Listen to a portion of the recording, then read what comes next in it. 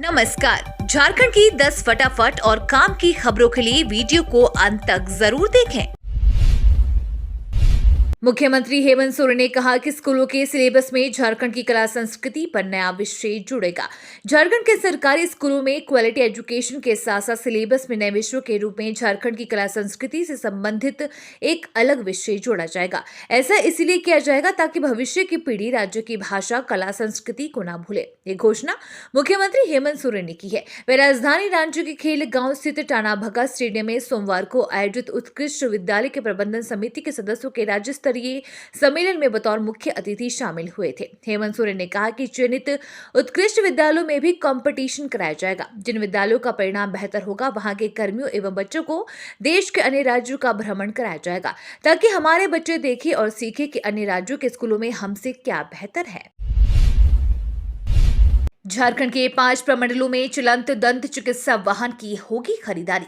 झारखंड के सुदूरवर्ती इलाकों में रहने वाले लोगों के लिए स्वास्थ्य विभाग सजग है। ग्रामीणों के दांत के इलाज के लिए राज्य सरकार द्वारा चलंत दंत चिकित्सा वाहन की खरीदारी होगी। राज्य के 5 प्रमंडलों में एक दंत चिकित्सा वाहन की खरीदारी होगी। इसके लिए सरकार द्वारा 4 करोड़ 45 लाख रुपए की स्वीकृति दी जाएगी। गौरतलब है कि ग्रामीण क्षेत्रों में जहां दंत चिकित्सक उपलब्ध नहीं है वहां रहने वाले लोगों को प्राथमिक चिकित्सा के लिए शहरों का रुख करना पड़ता है। ऐसे में चलंत दंत चिकित्सा वाहन लोगों के लिए वरदान साबित होगा। अमृत भारत योजना का अमृत अब झारखंड को भी मिलेगा। प्रदेश के 57 रेलवे स्टेशन आधुनिक सुविधा से होंगे लैस।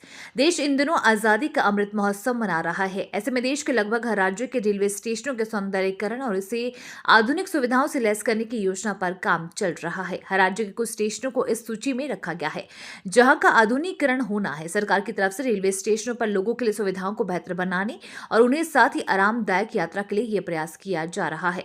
ऐसे में अमृत भारत योजना के तहत नामांकित सभी रेलवे स्टेशनों के आधुनिकीकरण के लिए अलग से बजट की व्यवस्था भी की गई है और इसे मंजूरी भी मिल गई है। ऐसे में इस योजना के तहत झारखंड के 57 रेलवे स्टेशनों का भी कायाकल्प होने वाला है।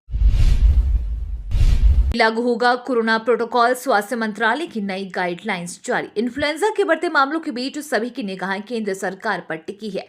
स्थिति का जायजा लेने के लिए केंद्र सरकार का एक अहम बैठक करने वाली है। बताया जा रहा है कि वायरस के प्रसार को रोकने के लिए सरकार लोगों को भीड़ भाड़ वाली जगहों पर मास्क पहनने और हाइजीन का ध्यान रखने की सलाह दे सकती है। केंद्रीय स्वास्थ्य मंत्रालय की वेबसाइट पर सोमवार को जारी आंकड़ों के अनुसार देश भर में एक दिन में 1070 नए कोरोना मामले सामने आए हैं। इसके साथ ही इसकी वजह से 4 लोगों ने दम तोड़ दिया। वहीं सक्रिय मरीजों की संख्या बढ़कर 6350 हो गई है। रांची से हैदराबाद और बेंगलुरु के लिए अप्रैल में होगी शुरू नई फ्लाइट। राजधानी से 40 विमान सेवाएं भरेंगी उड़ान। रांची से हैदराबाद और बेंगलुरु के लिए जल्द ही विमान सेवा की शुरुआत की जाएगी। नागरिक उड्डयन निदेशालय ने विमानों की नई समय सारणी जारी कर दी है। नई समय सारणी में रांची से गोवा, जयपुर और देवघर की मौजूदा विमान सेवाएं भी शामिल है। नए शेड्यूल में आकाश एयरवेज कंपनी अप्रैल से हैदराबाद और बेंगलुरु के लिए विमान सेवा शुरू करने जा रही है। एयरपोर्ट अथॉरिटी के अनुसार विभिन्न एयरलाइंस कंपनियां नई समय सारणी के अनुसार ही विमानों का परिचालन करेगी, लेकिन ये सेवाएं यात्री और विमानों की उपलब्धता के आधार पर ही निर्धारित समय और रूटों पर शुरू होंगी। सरहुल शोभा यात्रा 24 मार्च को सीएम होंगे मुख्य अतिथि। सीरमटोली स्थित सरना स्थल में सोमवार को न्यू गार्डन सरना समिति और केंद्रीय सरना समिति के प्रतिनिधियों ने सरहुल शोभा यात्रा को सफल बनाने को लेकर बैठक की। अध्यक्षता करते हुए अजय तिर्की ने कहा कि 24 मार्च को सरहुल शोभा यात्रा निकाली जाएगी। जुलूस हातमा से शुरू होगा जो सीरमटोली सरना स्थल तक जाता है। शोभा यात्रा के मुख्य अतिथि मुख्यमंत्री हेमंत सोरेन होंगे। उन्होंने कहा कि देश में रांची के सरहुल शोभा यात्रा का 5वां स्थान है। इसका पहला स्थान दिलाया जाएगा। इसके लिए सभी आदिवासी संगठनों को एकजुट होने के लिए कहा गया है। अग्निवीर वायु में भर्ती के लिए 31 मार्च तक करा सकते हैं रजिस्ट्रेशन। धनबाद भारतीय वायुसेना ने अग्निवीर वायु में भर्ती की तारीखों की घोषणा कर दी है। नई भर्ती के लिए रजिस्ट्रेशन प्रक्रिया शुरू हो गई है जो 31 मार्च 2023 तक चलेंगे। भर्ती के लिए ऑनलाइन परीक्षा का आयोजन 20 मई 2023 से शुरू होगा। भर्ती से संबंधित नोटिफिकेशन आधिकारिक वेबसाइट https:/अग्निपथवायु.cdac.in पर रिलीज किया गया है। ये जानकारी सोमवार 20 मार्च को जिला सूचना व जनसंपर्क विभाग ने दी है।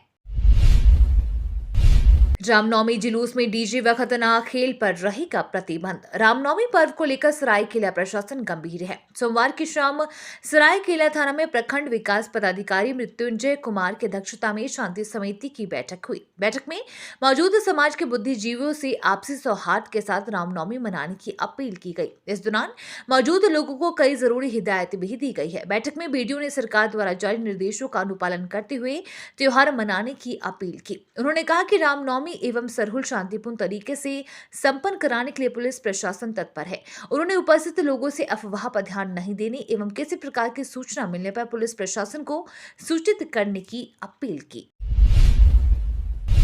सरकारी खर्चे पर बुजुर्ग करेंगे तीर्थ सोमनाथ द्वारका के लिए रवाना। मुख्यमंत्री तीर्थ दर्शन योजना के तहत हजारीबाग के 33 बुजुर्ग 2 तीर्थ स्थलों का भ्रमण करेंगे। 9 दिन के इस यात्रा के लिए हजारीबाग जिला प्रशासन सरकारी खर्चे पर 60 साल से ऊपर के महिला पुरुषों को सोमनाथ मंदिर और द्वारका धाम की यात्रा कराएगा। जिले के उपायुक्त नैन्सी सहाय ने जिला कलेक्ट्रेट से 33 तीर्थ यात्रियों को हरी झंडी दिखाकर रांची के हटिया रेलवे स्टेशन के लिए रवाना किया।